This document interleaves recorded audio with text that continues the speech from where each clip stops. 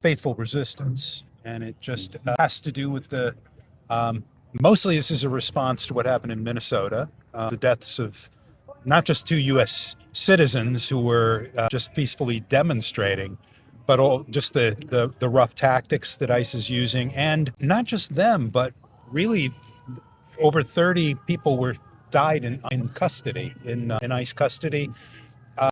We are taught as Christians to see the image of God in all people, to love the stranger, and to seek justice and pursue mercy, and to walk humbly with God. And we're seeing in this administration is not a reflection of that. Is there a specific policy with the admin that aggravates you a little more than others, maybe?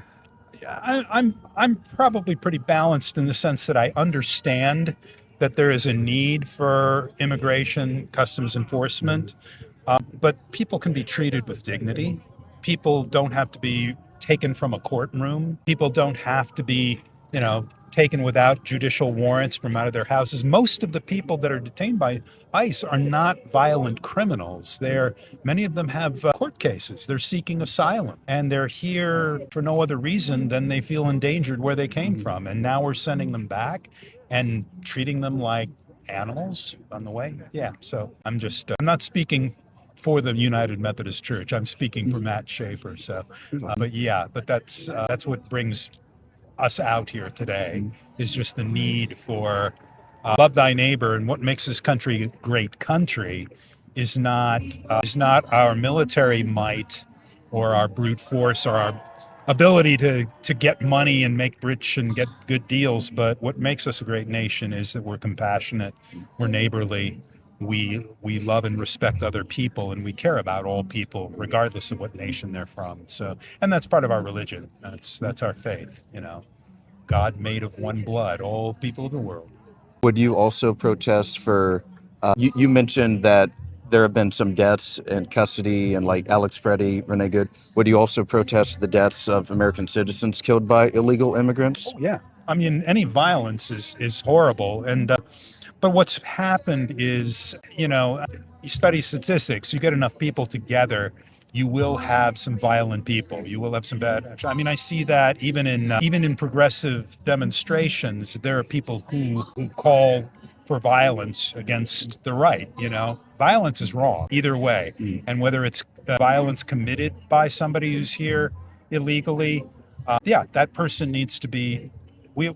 All people need to face justice for their crimes and whatever they do. So, there's no. I'm not just one-sided and saying, let that happen. No, it's crime is a crime, but the crime of crossing a line in a desert, or a line that's kind of drawn, a political line, because you're in danger where you come from, is that the same as killing somebody? Or does that justify treating a person like an animal, separating them from children, doing all these things? No, we're a good people.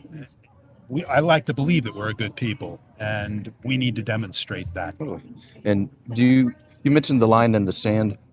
Could we still be a sovereign nation if that line in the sand, it doesn't really have any meaning? Yeah, I know that's the gray area, because a nation, Jesus taught us to love our neighbor, to do all these things.